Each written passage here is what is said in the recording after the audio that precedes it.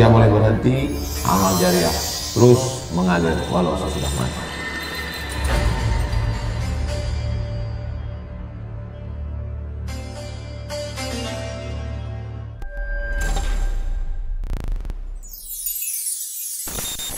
Assalamualaikum warahmatullahi wabarakatuh. Kalau tuan menangkap balam, jangan ditambat di tengah taman. Dari bunyi sambutan salam, nampaknya jamaah ini belum sarapan. Apa kabar semua muslimin muslimat di Bungawan? Alhamdulillahi rabbil alamin. Allahumma sholli ala Sayyidina Muhammad wa ala ali Sayyidina Muhammad. Semoga kita semua mendapatkan syafaat Nabi Muhammad SAW. Amin ya rabbal alamin. Yang berhormat Datuk Sri Panglima Anifah Haji Ahmad, yang berhormat Datuk Dr. Arifin Muhammad Arif, Datuk Pengulu, Datuk-datuk, datin-datin, muslimin muslimat, mukminin mukminat, hadirin hadirat yang belum berbini dan belum bersunat, semua yang hadir ini insyaallah dimuliakan Allah Subhanahu wa taala. Amin ya rabbal alamin. Tajuk yang diberikan kepada saya adalah amanah menjaga negeri dan iman. Ada dua yang perlu kita jaga. Yang pertama adalah tempat kita, hubbul watan minal iman, menjaga tempat negeri kita lahir, tempat kita besar, tempat kita hidup, minal iman, bagian daripada iman. Bukan hadis Nabi, ini kata-kata hikmah. Sebab Nabi Muhammad SAW dia duduk selama 10 tahun di kota Al-Madinah Al-Munawwarah. Itulah mengapa disebut dengan Madani. Madani maksudnya orang Madinah. Kalau orang Makkah, Makki. Kalau orang Mesir, Misri. Kalau orang Irak, Iraqi. Ada orang Bongawani, orang Bungawan. Nah, jadi biasanya kalau yang mulia-mulia itu selalu dinisbatkan kepada awan. Ada bangsa, kalau kita nak catakan bangsa ini mulia, bangsawan, bangsa yang hidup di awan. Nah, ini Bongawan, dekat juga dia dengan awan. Saya pun baru turun dari awan tadi, landing naik helikopter. Sampailah kita berjumpa hari ini. Mudah-mudahan perjumpaan kita ini diridhai Allah Subhanahu wa taala. Amin ya rabbal alamin. Malam tadi di stadium, sebelumnya di Tungku di masjid. Saya bagi tazkirah pula di surau. Di surau sudah, di masjid sudah, sampai di Bungawan ini di pasar, di tamu. Nah, jadi di sini ada istilah kata Datuk Arifin Muhammad Arif, ada tamu. Tamu maknanya di tempat kami pasar, pasar Isnin, pasar Khamis, pasar Selasa, kerana orang semua berkumpul. Nabi Muhammad SAW dia tidak hanya mengajarkan orang berzikir, baca Quran, sembahyang, puasa, tidak, tapi dia membina untuk memperkuatkan ekonomi masyarakat. Dia juga buat tamu di kota Al-Madinah Al-Munawwarah. Nabi berjalan, ketika Nabi berjalan, Nabi masukkan tangan dia ke dalam tepung. Ada riwayat menyebut dalam kurma. Dia masukkan tangan dia ke dalam, tiba-tiba kurma yang di dalam ni basah, yang di luar kering. Biasa orang kalau dia nak beli kurma atau beli tepung gandum, dia beli yang kering. Sebab kalau basah ni busuk. Bila Nabi masukkan tangan dia ke dalam, Nabi rasa di dalam ni ada basah. Lalu Nabi tanya, wahai peniaga, kenapa yang di dalam ini basah? Kenapa yang di luar ni kering? Kata peniaga menjawab, asabahul matar, kena hujan ya Rasulullah. Lalu kena hujan, tepung yang di dalam ini basah. Saya ambil tepung yang kering, saya letakkan di luar, sehingga orang yang membeli dia tengok kering, tapi bila nak disukat, nak ditimbang, dia masukkan yang basah sekali. Marah Nabi. Apa kata Nabi? Man ghasyana falaysa minna. Siapa yang menipu, siapa yang berkhianat, dia bukan umat Nabi Muhammad sallallahu alaihi wasallam. Nabi-nabi sebelumnya tak ada masuk ke tamu, tak ada masuk ke pasar. Sebab nabi-nabi sebelumnya hanya beribadah saja. Nabi Isa hanya beribadah saja. Nabi Musa hanya beribadah saja. Tapi Islam dia memberikan dua. Dalam doa kita yang selalu kita baca, Rabbana atina fid dunya hasanah wa fil akhirati hasanah. Sebab bagaimana kita nak dapat akhirat hasanah kalau dunianya tak hasanah? Maka Nabi mengatakan at-tajir, peniaga. Peniaga, Nabi tak ada sebut ahli ibadah. At-tajir, peniaga. As-saduq, jujur. Amin, amanah. Peniaga yang jujur, yang amanah, bila dia mati dia akan dapat 4. Ma'an nabiyyin, dia bersama dengan nabi-nabi. Was-siddiqin, dia bersama dengan orang yang benar. Was-syuhada, dia bersama dengan orang mati syahid. Was-salihin, dia bersama dengan orang yang soleh. Jadi Islam membuka cara berfikir manusia yang sebelumnya dia boleh masuk surga hanya dengan sembahyang, baca Quran, berzikir.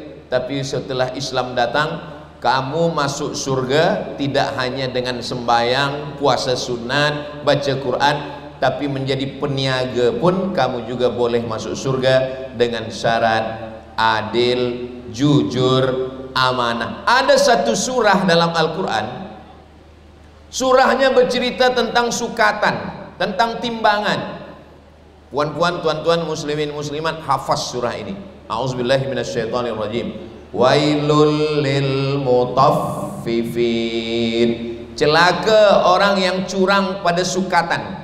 Alladzina idza talu 'alan nasi yastawfun. Kalau dia membeli, dia nak sukatan timbangan itu penuh. Wa idza kaluhum aw wazanuhum yukhsirun. Tapi kalau dia menjual, dia buat sukatan itu kurang.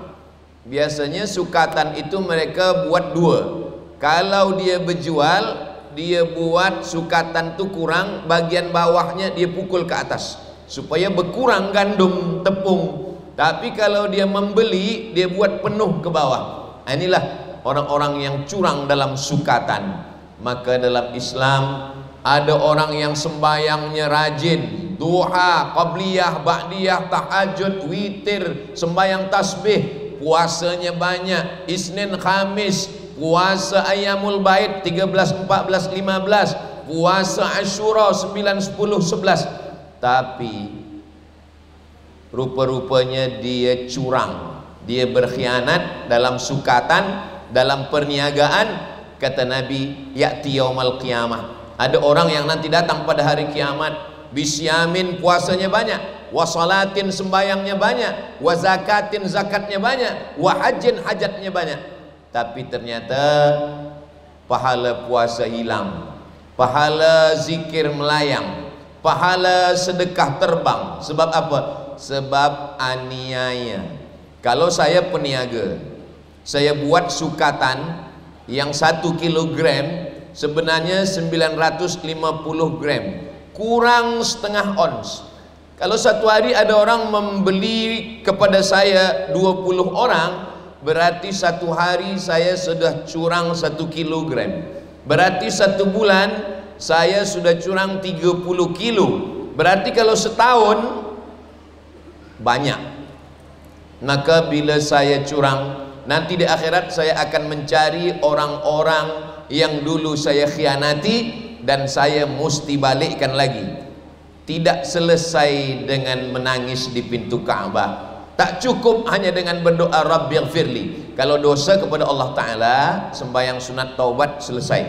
Ma min muslimin yudhnibu dzamban. Ada orang khilaf, dia silap, dia salah, dia kemudian sembahyang sunat taubat. Usolli sunnat taubat raka'ataini lillahi ta'ala. Tsumma yastaghfirullah. Selepas itu dia istighfar, ghafarallahu lah. Semua dosanya diampunkan Allah. Kalau dosa pada manusia. Tapi kalau dosa kepada Allah, lepas dengan sembahyang sunat taubat, istighfar. Tapi kalau dosa kepada manusia, 10 orang, 20 orang, di akhirat kita mesti mencari mereka dan belum tentu berjumpa di akhirat. Maka lebih baik minta maaf di dunia. Memang saya baru sekali ini datang ke Bengawan, tapi suara saya, video saya mungkin tiap-tiap hari datang kepada orang Bengawan, masuk ke dalam TikTok. Mungkin ada kata saya yang menyinggung perasaan, mungkin ada cakap saya yang merosakkan perasaan hati dia. Sudi mahukah orang-orang Bengawan memaafkan saya? Dari bunyinya macam marah. Saya cuma nak katakan, lebih baik minta maaf di dunia daripada mencari di akhirat. Bukan senang nak mencari orang Bengawan ni nanti di akhirat. Bila saya tanya nanti malaikat, wahai malaikat, di mana orang Bengawan, saya nak minta maaf. Kata malaikat, mereka sudah masuk ke dalam surga VVIP. Amin. Sebenarnya itu cara kita untuk mendapatkan amin dari mulut orang lain. Mungkin kalau doa saya tak dikabulkan Allah untuk diri saya sendiri, tapi kalau doa orang lain kita, dia doakan kita. Saya dari hari Khamis dari Pekanbaru ke Kuala Lumpur 50 minit flight. Dari Kuala Lumpur saya terus ke Sibu, dari Sibu ke Daru, dari Daru ke Mukah, dari Mukah ke Bintulu, dari Bintulu ke Miri, dari Miri ke Kota Kinabalu, dari Kota Kinabalu lupa dah tak kemana-mana. Malam tadi pula kami di Lahad Datu. Selepas Lahad Datu, hari ini sampailah ke Bengawan. Dan ini last sekali, ini tazkirah yang last sekali. Selepas ini nanti kami akan ke Kuala Lumpur, dari Kuala Lumpur balik ke Pekanbaru.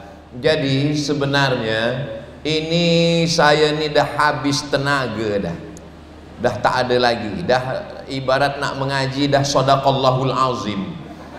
Saya fikir nanti di Bengawan ni saya tak boleh lagi bersuara kuat. Mungkin nanti di Bengawan ni saya tak ada cerita tentang dunia, saya hanya cerita tentang mati saja lagi. Marilah kita ingat mati. Semua kita akan mati. Rupanya bila sampai ke Bengawan, lupa pula pada mati. Sebab biasa orang kalau di masjid dia cerita mati, dalam surau dia biasa ingat membahaskan tentang kematian, tapi bila dah di pasar, di tamu, dia ingat kepada dunia. Banyak orang ketika dia sudah bertaubat, dia tinggalkan niaga. Tuan Haji, ya. Dulu Tuan Haji peniaga, ya. Sekarang macam mana? Niaga saya dah saya tinggalkan Ustaz. Saya ingin mati, tapi tak mati-mati. Siapa yang meninggalkan niaga, maka umat Islam akan lemah. Karena Nabi tidak mengajarkan meninggalkan niaga. Siapa yang meninggalkan perniagaan, maka Islam akan jatuh. Allah suka kepada umat Islam yang kuat, yang kaya. Al-mu'minul qawi, orang muslim mukmin yang kuat. Kuat badannya, kuat imannya, kuat duitnya, kuat hartanya. Khairun, dia lebih baik. Wa ahabbu ilallah, lebih dicintai Allah. Minal mu'minid dha'if, daripada mukmin yang lemah. Apa kata Sayyidina Ali? Kada al-faqru ayyakuna kufran. Hampir saja orang fakir menjadi kafir. Fakir, kafir, tipis, setipis kulit bawang. Orang fakir kalau dia lama-lama fakir boleh jadi kafir. maka orang Islam tidak disuruh menjadi fakir, dikhawatirkan dia akan jatuh menjadi kafir. Jadi memang saya selama perjalanan dakwah, ziarah dakwah ini baru hari inilah. Dulu saya pernah dibawa oleh yang berhormat Datuk Dr. Arifin Muhammad Arif di Malam. Kita buat juga di Tamu, di pasar juga, di Membakut masa itu. Tapi selepas itu saya dibawa hanya ke surau, ke masjid. Hari ini saya amat sangat senang sekali, sebab banyak orang yang kadang dia tak nak pergi ke surau. Kenapa dia tak nak pergi ke surau dengan tazkirah? Sebab beberapa kawan dia pergi ke surau, 2 kali ke surau meninggal. Maka saya memang selalu bila ada ziarah dakwah, saya minta supaya tazkirah dibuat di lapangan bola sepak, dibuat di stadium, dibuat di pasar. Sebab apa? Sebab memang ada beberapa orang yang takut ke surau. Saya ni takutlah ke surau. Kenapa? Surau ni menakutkan, Ustaz Abdul Somad. Di hadapan pintu sebelah kanan ada pula peti jenazah. Masuk ke dalam, ustadznya semua cerita tentang mati. Malam ini tazkirah kita tentang malam pertama di alam barzakh. Esok ustadz pula cerita mati. Sampai jamaah ni lupa nama ustadz. Itu ustadz siapa? Ustadz mati. Sebab bila dia datang cerita mati saja. Inilah yang membuat Islam cerita mati tak salah. Sebab Nabi mengatakan wa kafa bil mauti wa'iza. Cukuplah kematian sebagai nasihat. Kullu nafsin dha'iqatul maut. Semua yang bernyawa pasti mati. Tapi umat Islam ditakut-takutkan dengan kematian sehingga meninggalkan pasar, meninggalkan niaga, meninggalkan ekonomi, meninggalkan politik, meninggalkan sains. Umat Islam jadi lemah. Umat Islam ini menjadi kuat. Coba kita tengok ibadah-ibadah kita. Semua ibadah kita ini pakai harta. Apa ibadah yang paling besar amal jariahnya? Man bana masjidan. Siapa yang membina masjid? Banallah mithlahu baitan fil jannah. Dibinakan Allah untuk dia satu tempat di surga. Amal yang paling besar, yang pahalanya mengalir sampai hari kiamat, membina masjid. Siapa yang boleh membina masjid kalau bukan orang kaya? Yang membina masjid orang kaya. Kita doakan anak cucu kita semuanya kaya-kaya membina masjid nanti insyaAllah. Amin. Saya berdoa pada Allah, mudah-mudahan anak saya 3, ketiga-tiganya nanti membina masjid. Nanti dia akan bina masjid. Masjid pertama Masjid As-Somad. Masjid yang kedua Somad 2. Masjid yang ketiga Somad 3. Apalah yang boleh dibalaskan anak kita? Puan-tuan juga anak-anak dia nanti akan membina masjid nanti insyaAllah. Amin. Saya membina masjid. Nama masjidnya saya buat Masjid Hajjah Rohana. Orang tanya, masjid biasa Masjid Al-Ikhlas, masjid biasa Masjid At-Taqwa, masjid biasa Masjid Al-Jihad. Kenapa Ustaz buat nama orang Masjid Hajjah Rohana? Nama perempuan yang sudah mengandung saya 9 bulan 10 hari, menyusukan 2 tahun, meregang nyawa melahirkan saya. Saya tak boleh membalaskan apa-apa. Bila dia meninggal, saya buka dalam lemari dia, saya dapat cincin, dapat gelang, dapat rantai, dapat semua emas-emas, dapat duit-duit. Saya belikan tanah. Selepas itu ada beberapa jamaah tolong, kemudian kami pun bina masjid. Gambarnya dah saya posting di Instagram Abdul Somad Official. Yang belum follow, tolong follow. Apa yang Ustadz nak ingin sampaikan? Bahwa ibadah dalam Islam dengan harta. Iza mata ibnu Adam. Sebetulnya bunyi hadisnya bukan itu. Selalu orang sampaikan iza mata ibnu Adam. Bunyi hadisnya dalam Sahih Muslim, idza matal insan. Kalau manusia mati, inqata'a amaluhu, amalnya putus. Apa yang mengalir? Shadaqatun jariyah, sedekah. Siapa yang boleh bersedekah? Orang kaya yang ada harta. Sembayang. Sembahyang tidak sah kalau tidak menutup aurat. Aurat lelaki bainas surrati war rukbah, dari pusat hingga ke lutut. Siapa yang boleh menutup aurat dari pusat hingga ke lutut? Pakai kain. Kain dari mana datang? Dari kapas menjadi benang, benang ditenun menjadi kain, kain dibeli dengan uang, mesti ada harta. Puasa, puasa juga dengan harta. Mana ada puasa dengan harta? Puasa kan tahan makan, tahan minum, betul. Tapi kata Nabi, tasahharu fa inna fis sahuri barakah. Makan sahur dapat barakah. Man fattara shaiman, siapa yang beri makan puasa, buka puasa, dia dapat pahala puasa. Maka memberi makan orang puasa, dia dapat puasa. Saya tahun 2003, sekarang dah 2025, 22 tahun yang lalu, saya belajar master sebelum ke Maghribi. Saya belajar di Kajang, dekat penjara Kajang. Di situ di Kajang ada satu masjid. Setiap petang bulan puasa saya buka puasa di masjid itu dengan kawan-kawan. Kenapa Ustaz buka puasa di situ? Sebab ada bubu lambu, jamaah bagi makan. Di Mesir pula kalau bulan puasa, Ustaz Datuk Dr. Arifin Muhammad Arif juga dari Mesir, dari Kahirah, dari Al-Azhar. Di Mesir biasa dibina khemah-khemah macam ini. Ada di jalan itu dibuatkan kerusi dengan meja panjang. Biasa kalau dah pukul 6:30 azan maghrib, pukul 6 semua orang sudah ramai menunggu buka puasa. Mesir tak kaya macam Saudi Arabia. Kalau Saudi Arabia mereka bersedekah sebab minyak dia banyak, tapi Mesir negeri yang sebenarnya tidak kaya, susah, tapi orang bersedekah ramai. 3 hari. Hari pertama ayam, hari kedua ikan, hari ketiga kambing. Ayam itu orang Mesir memotong ayam 2 kali potong. Potong 1, potong 2. Ayam hanya 4 saja. 1 ekor ayam untuk 4 orang.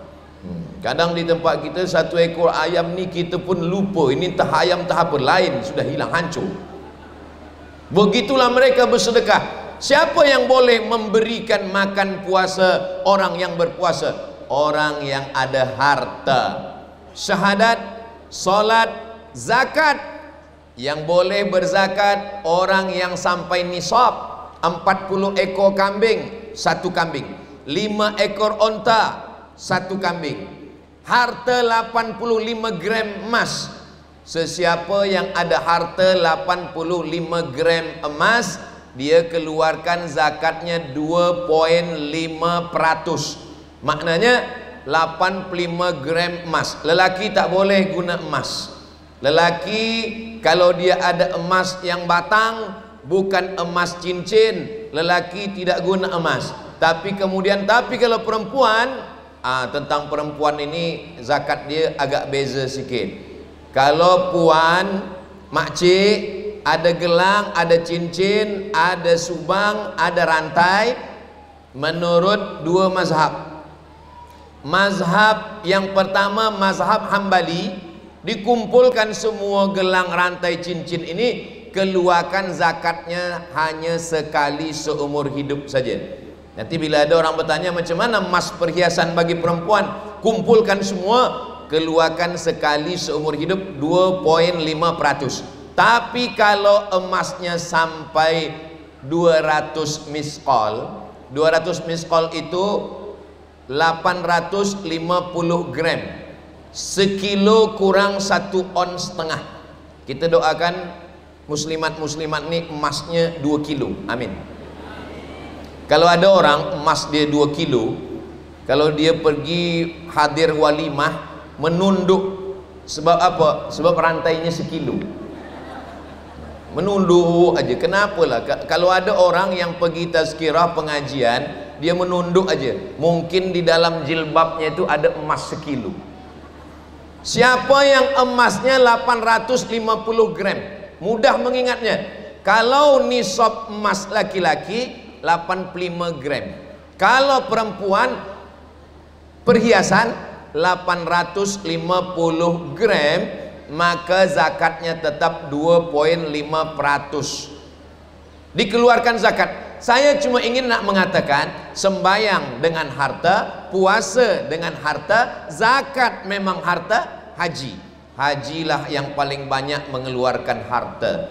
Saya tak tahu di Sabah ni berapa lama menunggu. Kalau di Pekanbaru Riau itu bila dia register sekarang 2025, dia baru boleh pergi haji 2045. 20 tahun menunggu Datuk. Di Sabah berapa tahun? 50 tahun. 50 tahun. Jadi registerlah dari sekarang. Rupa-rupanya Sabah lebih lama pula lagi. Jadi kalau saya sekarang register haji, bayar, ada pun duit sekarang bayar haji, sekarang umur 25 tahun. Saya lahir 1977, sekarang umur 48 tahun.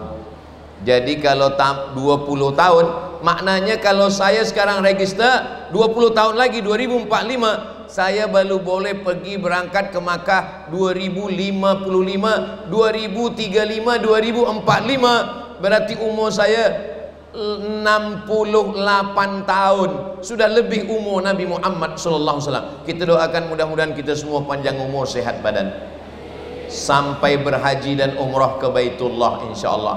Berapa bayar flight pesawat kapal terbang, berapa bayar hotel, berapa bayar bas, berapa bayar makan, semua ibadah ini dengan harta.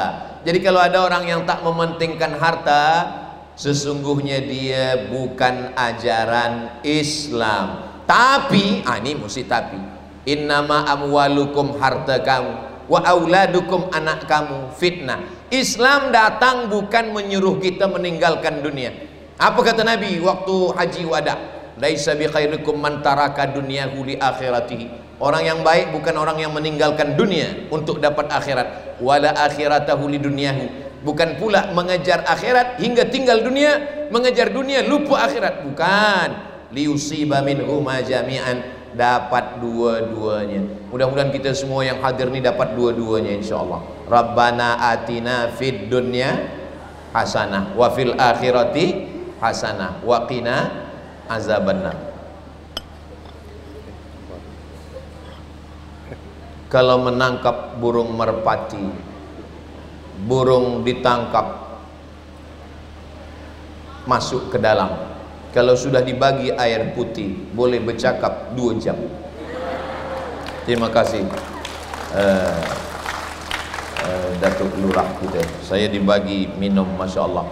Ini kalau dah ada air putih macam ini lama tazkirahnya. Muslimin muslimat yang dimuliakan Allah Subhanahu wa taala, menjaga negeri dengan harta. Sebab kalau tidak ada harta, kita tak ada kuasa. Sebab kalau kita tak ada kuasa, kuasa boleh diambil orang lain. Maka Nabi Muhammad SAW membuat pasar. Kenapa dia tidak guna pasar orang Yahudi? Sebab orang Yahudi curang, jahat, khianat. Maka dibuatlah pasar di Madinah. Di mana pasar Madinah itu? Letak pasar Madinah itu, tamu Madinah itu letaknya di pintu Babus Salam. Pintu Babus Salam yang sekarang. Masjid Nabawi zaman Nabi kecil. Ini kubur Nabi, ini mimbar Nabi. Dari mimbar Nabi ke kubur Nabi 22 meter, ke belakang 15 meter. Itulah Masjid Nabawi yang kecil. Kemudian masjid ini dibuat besar. Sekarang ada pintu masuk, perempuan tak boleh masuk dari pintu itu, yang masuk hanya lelaki. Namanya Babus Salam. Babus Salam itulah tempat masuk sekarang lelaki.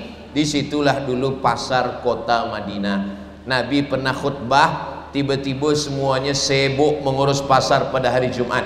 Itulah mengapa dilarang berniaga hari Jumat.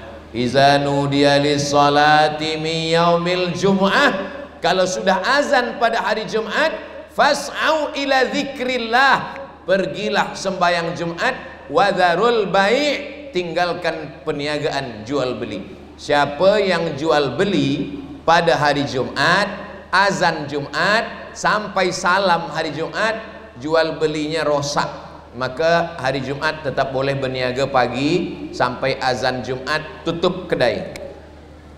Khutbah Jumat, selepas khutbah Jumat sembahyang Jumat, selepas sembahyang Jumat baru buka balik. Begitulah supaya orang boleh sembahyang, tapi tidak boleh ditutup selama-lamanya, sebab Islam memberikan kita kesempatan mencari harta. Cuba tengok bacaan dalam sembahyang masjid, masuk masjid dengan selepas sembahyang keluar masjid. Masuk ke dalam masjid bacaannya Allahumma ftahli abwaba rahmatik, bagikan saya rahmatmu. Doa masuk masjid, Allahumma ftahli abwaba rahmatik, bukakan saya pintu rahmat engkau ya Allah. Tapi doa keluar masjid beza. Doa keluar masjid tak minta rahmat, Allahumma inni as'aluka min fadlik, beri saya rezekimu. Kenapa keluar masjid minta rezeki? Sebab bila keluar dari masjid terus ke pasar, keluar dari masjid ke pasar, dia akan berniaga. Maka dalam Islam dikatakan idza qudiyatis shalah, kalau udah selesai sembahyang, fantashiru fil ard, bertebaranlah di atas muka bumi, wabtaghu min fadlillah, carilah rezeki karunia Allah Subhanahu wa taala. Dan bila kita baca sejarah Islam, yang membawa Islam ke negeri Melayu ni, yang disebut dengan negeri Melayu ni maksudnya adalah dari mulai ujung Aceh, Sumatera sampai ke Semenanjung, masuk ke Borneo, sampai ke Sulawesi, sampai ke Papua, itu semua dulu disebut dengan negeri Melayu. Semua negeri ini yang membawa Islam ke negeri ini adalah peniaga. Sebetulnya ini perlu diluruskan, sebab kalau dikatakan yang membawa Islam ini peniaga, maknanya dia jahil, dia tak tahu agama. Yang sebetul-betulnya adalah mereka ulama yang juga peniaga. Dia memang ulama tapi dia peniaga. Yang membawa Islam ke tempat kita ni bukan tentera. Kalau dia bawa Islam ni tentera, dia cabut pedang, siapa yang tak masuk Islam pancung kepalanya. Tapi Islam datang ke tempat kita dengan lemah lembut. Wa ma arsalnaka illa rahmatan lil alamin, lemah lembut. Islam yang datang dengan kebaikan, sebab mereka berniaga. Ini ikan berapa, ini sayur berapa, lalu kemudian dia tunjukkan akhlaknya baik. Akhirnya orang yang ada di negeri ini pun bersyahadat, asyhadu an la ilaha illallah wa asyhadu anna muhammadan rasulullah. Begitulah mula-mulanya nenek moyang kita Islam, karena peniaga-peniaga yang datang daripada Jazirah Arab, datang dari Taif, datang dari Hadramaut, datang dari berbagai negeri. Mereka singgah dulu ke India. Ada satu negeri di India itu yang mazhabnya, rasa-rasanya tak mungkin Islam yang datang ke negeri Melayu dari India, Ustaz Abdul Somad. Kenapa tak mungkin?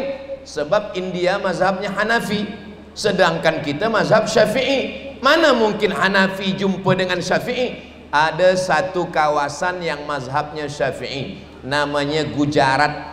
Orang dari Gujarat inilah yang datang ke tempat kita, peniaga-peniaga. Itulah kenapa kita tetap berislam mazhab Syafi'i. Datang lagi daripada Yaman. Yaman itu pun mazhabnya Syafi'i, dan mereka peniaga-peniaga. Nabi Muhammad SAW pun juga peniaga. Nabi berjumpa dengan Khadijah itu berniaga. Yang punya barang-barang benda-benda ni Khadijah. Datanglah Nabi Muhammad SAW membawakan barang niaga, namanya sekarang disebut dengan mudharabah, bagi hasil. Misalnya tuan punya barang-barang tapi tak boleh menjualkannya, datanglah saya dengan beberapa belia menjualkan, nanti kita bagi untung. Itu disebut dengan niaga mudharabah, bagi hasil. Menikah Nabi dengan Khadijah sebab berjumpa dengan niaga. Ayah Nabi peniaga, istrinya peniaga. Ayah Nabi namanya Abdullah, meninggal umur 2 bulan Nabi dalam kandungan Siti Aminah dalam perjalanan berniaga ke Yathrib. Yathrib ini berubah nama menjadi Al-Madinah Al-Munawwarah. Nabi peniaga, istrinya peniaga, ayahnya peniaga. Bagaimana dengan atuknya Abdul Muthalib? Abdul Muthalib peniaga kaya, sehingga semua jamaah haji air minum dan makannya ditolong oleh Abdul Muthalib.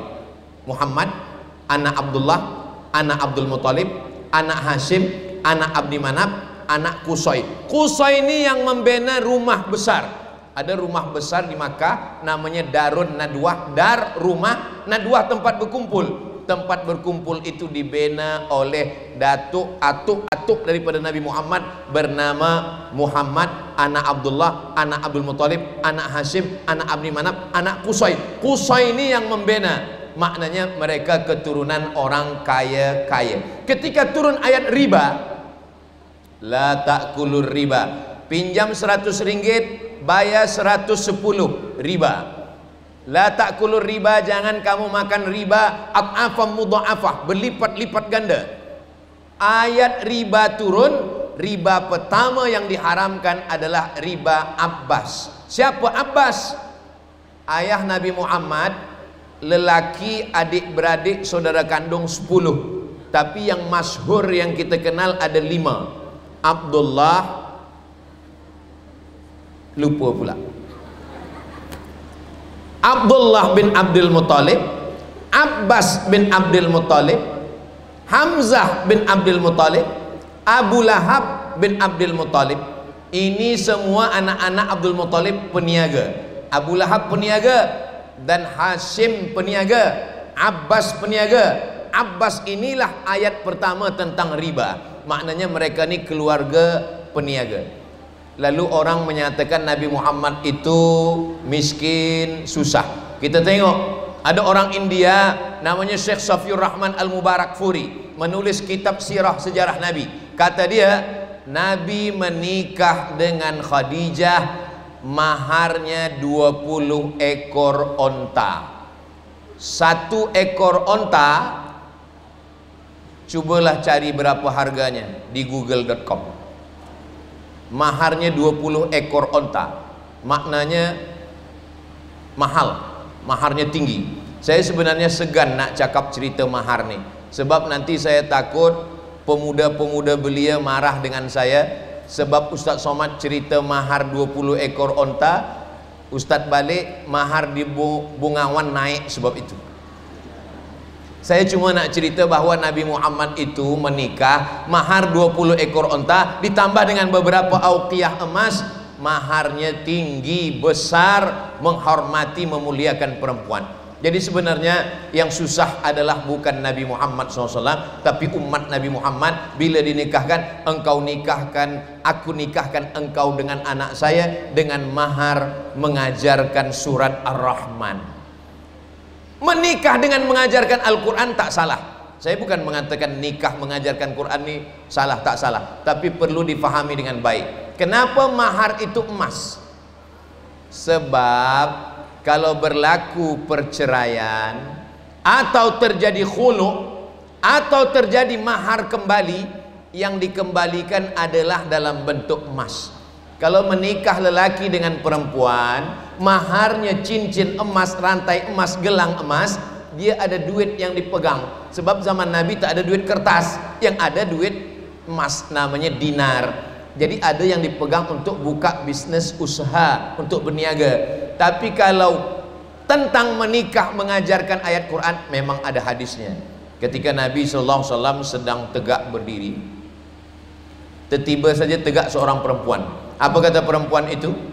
Inni wahabtu laka nafsi, saya memberikan diri saya pada engkau ya Rasulullah. Tapi Nabi terus saja bercakap. Dia memberikan dirinya kepada Nabi. Nabi macam tak ada peduli, Nabi terus bercakap. Lalu kerana dia tetap tegak, tegaklah seorang lelaki. Kata lelaki itu, ya Rasulullah, kalau engkau tak mahu, nikahkan sajalah dengan saya. Lalu kemudian Nabi bertanya, alhamdulillah sampai sekarang belum ada lagi yang macam ni terjadi. Lalu kemudian kata Nabi, kamu mau menikah dengan dia? Iya. Iltamis walau khataman min hadidin, pergi balik ke rumah, cari maharnya. Dia cari ke rumah, mahar tak ada. Cuba cari kain, cincin besi ada, cincin besi pun tak ada ya Rasulullah. Kain ada, kain ada satu ya Rasulullah. Nak buat mahar? Iya. Kalau kain satu dipakai istri engkau, nanti kau sembahyang pakai apa, kata Nabi. Lalu kemudian dia pun diam, malu, dia pun balik. Karena dia malu, tak jadi nikah, dia pun balik. Nabi panggil dia, kata Nabi, sini sekejap. Hal ma'aka minal Quran? Engkau ada hafaz Quran? Rupanya Quran pun tak pula hafaz semua. Surah tu kada wa surah tu kada, surah tu kada. Saya ada hafaz surah ini, surah ini, surah ini. Nabi menikahkan dia. Itulah akad dengan mengajarkan Quran. Zawwajtukaha bima ma'aka minal Quran.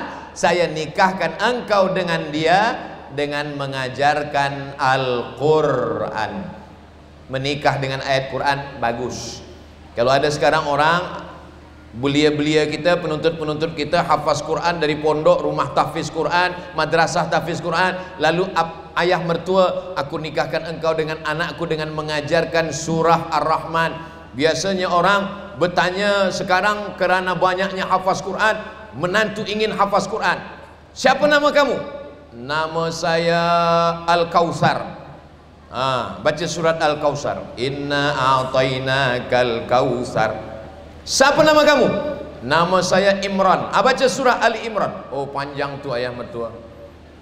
Nama saya memang Imran, tapi sehari-hari dibaca kulhu. Bacalah kulhu. Kulhu Allahu ahad, Allahu samad. Mengajarkan Al-Quran untuk mahar sah. Tapi kalau terjadi sesuatu, dia tak boleh dibalikkan sebab dia bukan dalam bentuk benda. Kenapa dalam Islam ada mahar?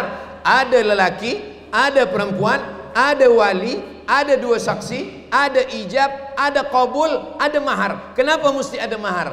Sebab jadi modal untuk usaha hidup.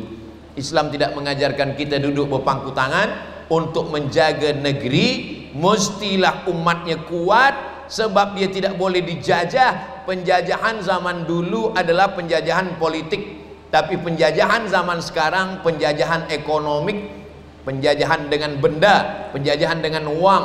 Itu maka siang ini tajuk kita dua tanggungjawab. Yang pertama, tanggung jawab menjaga negeri. Yang kedua adalah tanggung jawab menjaga iman. Iman yang ada dalam diri kita ni kita jaga. Bila kita ni sudah dapatkan iman, iman ini kalau kita sudah balik, belum, sebelum kita balik, sebelum masuk ke dalam rahim ibu kita, ketika itu kita masih dalam bentuk roh. Saya dalam bentuk roh, muslimat dalam bentuk roh, muslimin dalam bentuk roh. Ketika itu roh kita semua berkumpul, Allah bertanya, nama alamnya alam arwah. Kalau satu roh, kalau banyak arwah. Di alam arwah itu kita ditanya Allah Ta'ala. Apa kata Allah bertanya?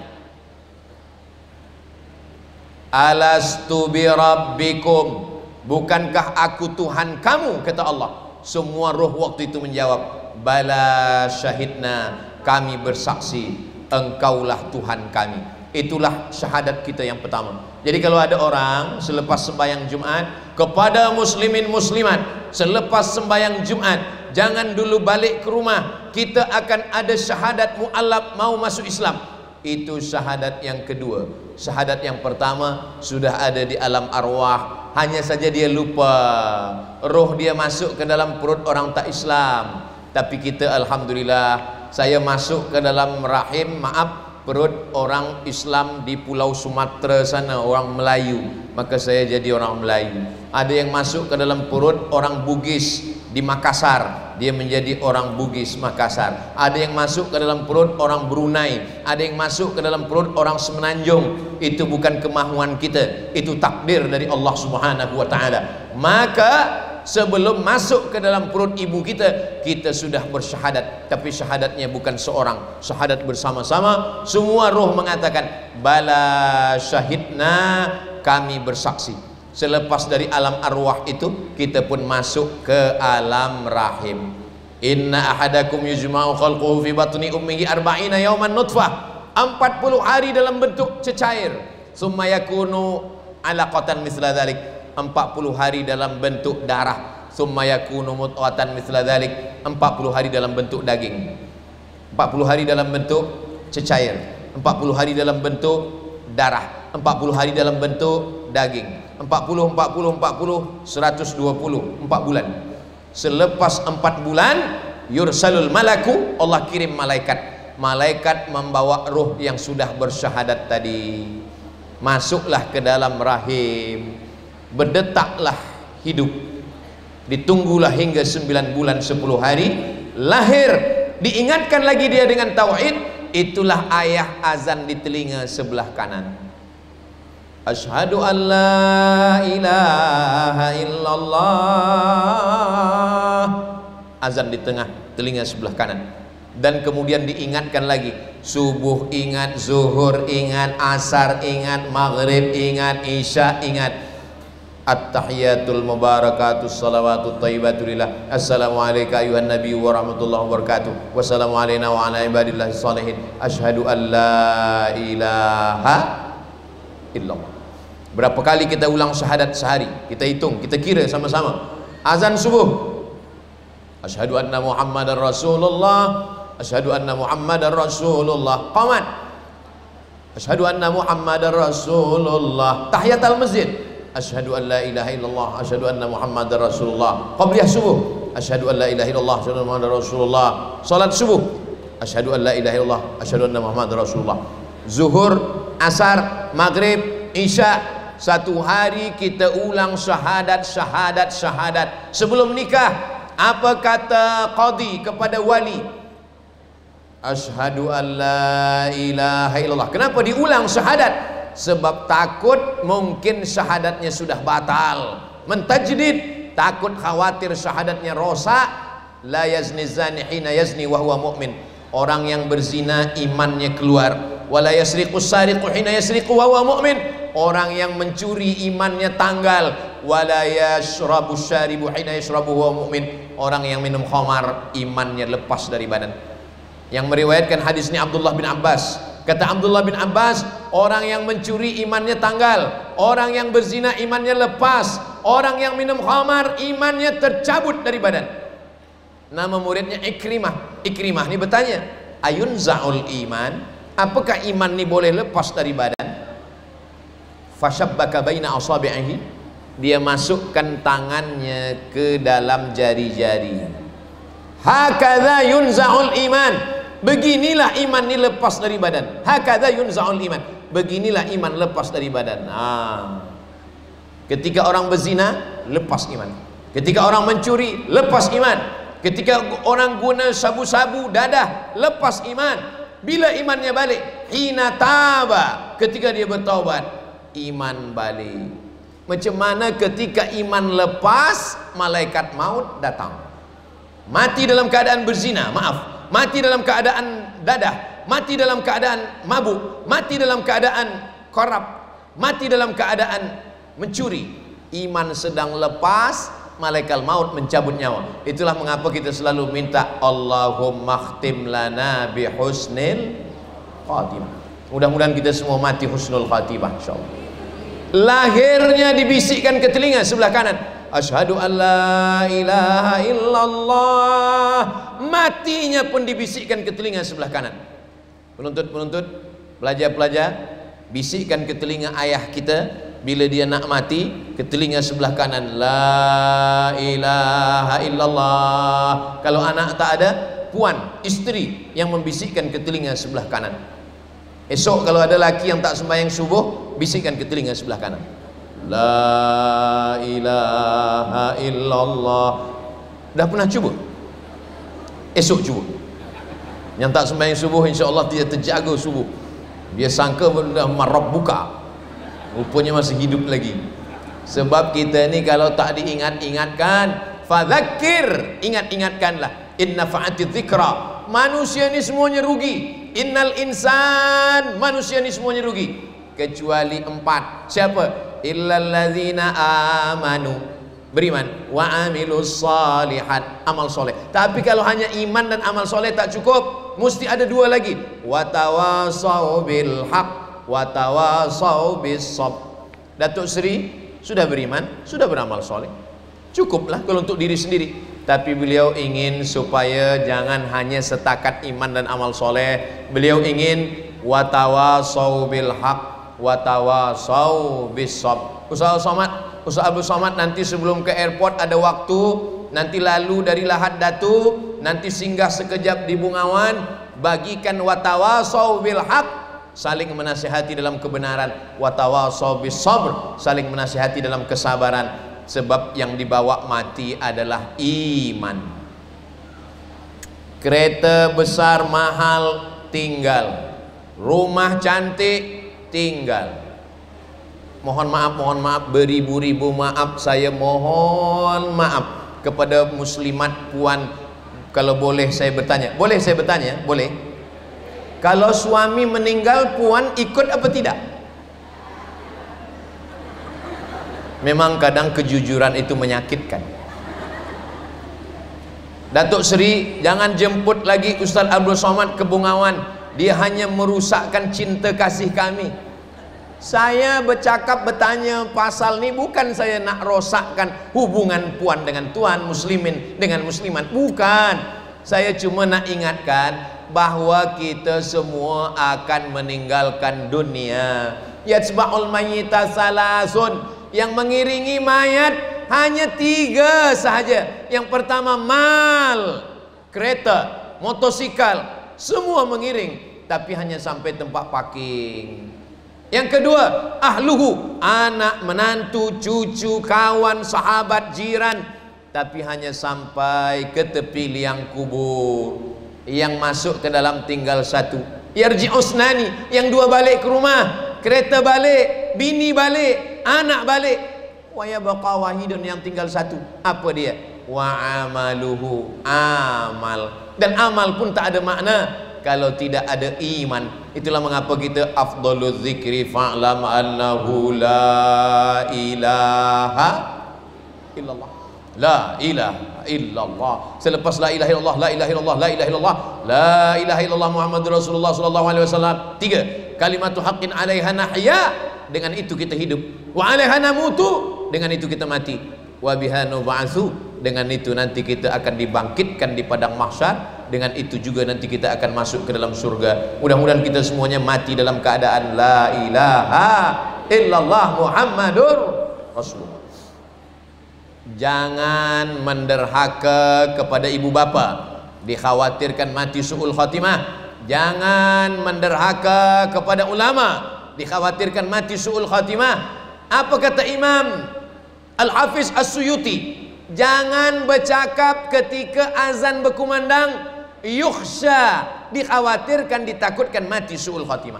Makanya kalau ada azan jangan bercakap, kita jawab asyhadu an la ilaha illallah, asyhadu an la ilaha illallah. Kalau ada kawan bercakap di sebelah, macam mana khabar, macam mana, asyhadu an la ilaha illallah, asyhadu anna muhammadar rasulullah. Jangan lupa selawat, Allahumma salli ala sayyidina Muhammad wa ala ali sayyidina Muhammad. Sebab orang yang bakhil, orang yang disebut namanya tapi tidak mau berselawat kepadanya. Itulah maka sebelum azan semuanya bagi peringatan, innallaha wa malaikatahu yusalluna 'alan nabi ya ayyuhalladzina amanu sallu alaihi wa sallimu taslima. Selama azan jangan bercakap. Kalaupun nak bercakap juga, mana suami awak?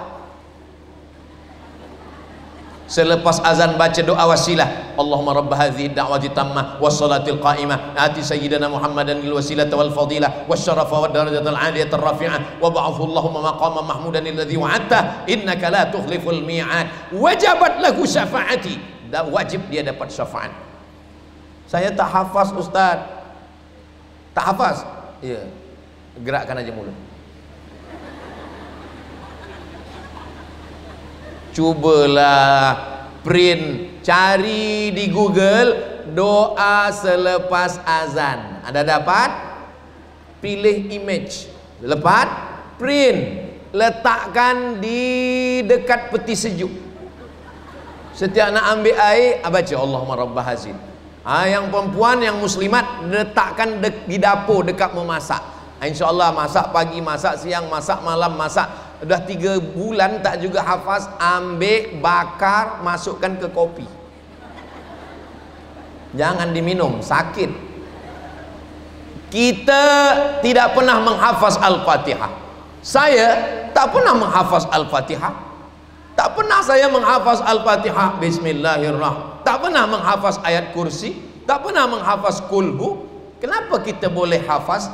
Kerana selalu didengar. Itulah kenapa kita mesti bawa anak ni, selalu bawa ke masjid, bawa ke surau, menjaga iman. Iman tak boleh diwarisi, iman tak boleh diwariskan. Nabi tapi anaknya tak beriman. Ya bunayya, wahai anak saya, irkam ma'ana, mari naik ke atas sampan ayah. Anak tak beriman. Nama anaknya Kan'an, nama ayahnya Nuh. Anak tenggelam. Sa'awi ila jabalin ya'simuni minal ma'. Itulah kenapa kita selalu doa, Rabbi habli minas solihin, Rabbi habli minas solihin, Rabbi habli minas solihin. Mudah-mudahan anak cucu kita hingga hari kiamat tidak ada yang murtad, semuanya dalam keadaan muslim. Berjumpa kita di dunia dan kita nanti akan bersama lagi di surga insyaallah. Amin ya rabbal alamin. Jaga iman dengan sembahyang berjamaah. Jangan sampai masjid tak ada orang sembahyang. Kalau sampai di masjid tak ada orang azan, tak ada orang iqamat, tak ada orang sembahyang, masjid kosong, istahwadat alaihimus syayatin, satu negeri itu dikuasai setan. Jangan heran orangnya kesetanan. Kenapa? Karena meninggalkan sholat berjamaah. Saya yakin dan percaya bahwa di Bungawan ini sholat berjamaah terjaga sampai hari kiamat nanti insyaallah. Dari mana Ustaz tahu? Sebab imam-imamnya dah ready semua. Penuntut-penuntut kita daripada tahfiz Quran. Kenapa mereka pakai sorban? Karena sunnah Nabi Muhammad SAW pakai sorban. Kenapa mereka pakai jubah? Karena pakai jubah sunnah Nabi Muhammad SAW pakai jubah. Kenapa orang yang bersorban dan berjubah berjanggut? Karena berjanggut juga sunnah. Kerana Nabi Muhammad SAW pun juga pakai janggut. Kenapa Ustaz Somad tak berjanggut? Belum tumbuh. Jangan olok, jangan ejek orang yang bersorban, berjubah, berjanggut. Sebab itu adalah amalan sunnah. Kalau mampu ikut, kalau tak mampu jangan ikut. Orang yang mengolok sorban, janggut dan jubah berarti dia mengolok Nabi Muhammad SAW. Orang yang mengolok Nabi Muhammad maka rosaklah akidahnya. Sebab akidah kita yang akan ditanya dua, asyhadu an la ilaha illallah wa asyhadu anna Muhammadan Rasulullah. Ini sekarang ni banyak orang mengolok-olok. Bila ada orang yang berjanggut dia olok. Engkau dulu waktu kita sama-sama berkawan belum berjanggut. Ini baru 2 hari sembahyang dah berjanggut. Aku tengok engkau macam kucing. Aku tengok engkau macam kambing, kata dia. Engkau sangka orang yang kau ejek ni tak boleh membalas ke? Dia boleh membalas. Dia juga punya akal, dia juga punya lidah, tapi dia punya hati dan punya iman. Dia tak balas. Bila engkau olok dia diam saja. Sebenarnya kalau dia nak balas dia boleh. Engkau kata aku berjanggut kambing, iya. Engkau tak berjanggut anjing, gitu dia. Dia sebenarnya boleh membalas, tapi dia menjaga lisannya. Dia sedang mengamalkan sunnah Rasulullah Sallallahu Alaihi Wasallam. Maka ada yang pakai hijab, pakai tudung, elok. Ada yang pakai niqab, pakai hijab, pakai tutup muka. Guna tutup muka juga elok. Jangan diolok, jangan diejek. Sebab apa? Sebab ini juga bagian daripada ajaran Islam. Yang tudung labuh elok. Kalau yang bertudung berkelahi dengan yang tak bertudung, kalau yang bertudung panjang berkelahi, berikhtilaf, bertelakah, bertikai dengan yang pakai cadar, yang gelak, yang tak berbaju. Kalau antara kita yang berjubah dengan yang bercelana, yang pakai kain, ikhtilaf, yang ketawa adalah orang yang tak suka pada Islam. Islam ini agama yang tidak hanya mengajarkan kita bersaudara sesama Islam, tapi jiran, kawan, sahabat kita yang tak Islam kita juga disuruh bersaudara. La yanhakumullahu 'anil ladzina lam yuqatilukum fid din wa lam yukhrijukum min diyarikum. Kalau mereka tidak memerangi kamu, Yang tak Islam tidak membunuh kamu, tidak menghalau kamu, balas dengan dua. Antabarruhum, buat baik pada mereka. Wa tuqsitu ilaihim, bersikap adil pada mereka. Tengok hebatnya Islam. Kalau dia tidak perangi kamu, dia tidak halau kamu, kamu boleh balas dengan dua. Kamu boleh buat baik dan kamu bersikap adil. Jangan kerana banjir, sungai naik air, hujan lebat, ada orang tenggelam. Kalau kita tengok ada orang nak tenggelam, kita ambil tangannya, kita tolong. Bukan kita tanya, agama engkau apa? Islam, aku tolong. Kau tak Islam, tidak, matilah. Bukan ajaran Islam. Islam kalau dia tolong, dia tak tanya agama, dia tolong saja. Selepas itu baru doakan dapat hidayah. Mudah-mudahan orang yang belum dapat hidayah insyaallah, amin. Tapi orang yang tak Islam, kita sudah ada pasal yang dibuatkan Nabi, wala ana abidum ma'abattum wala antum abiduna ma'abud lakum dinukum waliyad. Kadang orang ini mengajak orang masuk Islam dengan lidahnya, mengajak masuk Islam dengan cakapnya. Orang masuk Islam bukan kerana lidah kita, tapi kerana akhlak kita. Imam Al-Hasan Al-Basri berjiran tetangga dengan orang tak Islam. Suatu ketika Imam Al-Hasan Al-Basri demam, sakit. Datang jiran dia yang tak Islam ni, ketuk pintu, dia masuk, dia tengok Imam Hasan Al-Basri tak ada di bilik tamu. Dia tanya, mana Hasan Al-Basri? Hasan Basri ada dalam bilik tidur sebab dia tak boleh keluar. Tetamu dia yang tak Islam ni masuk ke dalam bilik tidur dia. Rupa-rupanya Imam Hasan Basri memang demam berat, tak boleh keluar. Di sudut bilik dia ada bejana menampung air dari atas. Jiran dia bertanya, Hasan Basri, iya, air apa ni? Saya tak tahu. Air ni dari menetes dah lama. Lah berapa lama engkau tampung air ni? Isruna sanah, 20 tahun. Kata dia, kalau saya tak silap, ini air tandas saya. Ke bilik engkau dah 20 tahun engkau tampung, kau tak pernah komplain, kau tak pernah marah, kau tak pernah mengamuk. Agama apa yang mengajarkan engkau lembut macam ini, Hasan Basri? Saksikanlah wahai Imam Al-Hasan Al-Basri. Imam Hasan Basri ini tabi'in, nabi, sahabat, tabi'in di Basrah, Irak. Saksikanlah wahai Imam Al-Hasan Al-Basri. Asyhadu an la ilaha illallah wa asyhadu anna Muhammadan Rasulullah. Orang masuk Islam bukan kena cakap kita, orang masuk Islam bukan kena lisan kita, tapi orang masuk Islam karena kelembutan akhlak kita. Maka kedatangan Nabi, innama bu'istu liutammima makarimal akhlak. Tadi saya mula tazkirah ni pukul 10 suku, sekarang dah pukul 11 suku. Di mana-mana saya tazkirah memanglah 60 minit sesuai dengan yang tertulis di tempat minum 600 ml. Sebenarnya kalau airnya sikit macam ni 30 minit saja.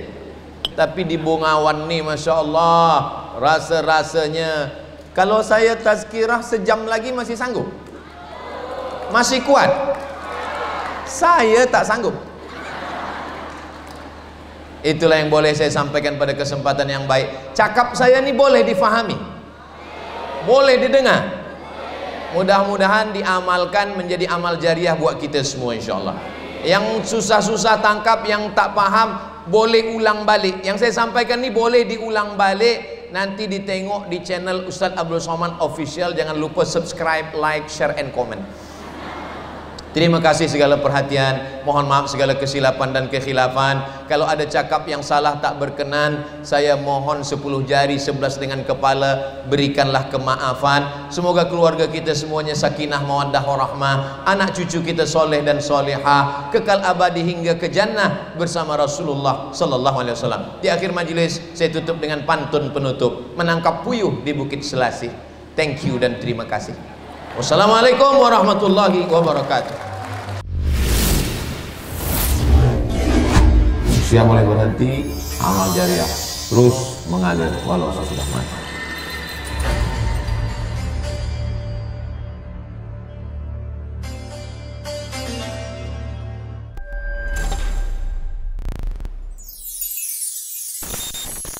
Hadiahkan untuk almarhumah ibu, almarhum ayah, kita dapat, orang tua pun dapat. Assalamualaikum warahmatullahi wabarakatuh. Bapak, ibu, abang, kakak, adik, sahabat jamaah dimanapun berada, ma'akal tafa'afnaita, makanan yang dimakan berubah menjadi kolesterol, diabetes, jantung, gula dan lain sebagainya. Wa ma labista fa ablaita, yang dibelikan ke pakaian busuk, lapu, ketinggalan zaman. Wa ma tasaddaqta fa amdaita, yang diwakafkan, disedekahkan, itulah yang akan kekal abadi. Rumah besar hanya menjadi kenangan, lapuk, berlumut, tumbang, tinggal. Ada kelas yang dipakai para penghafal Quran, itulah yang kekal abadi, mengalir pahalanya untuk kita. Hadiahkan untuk almarhumah ibu, almarhum ayah, kita dapat, orang tua pun dapat.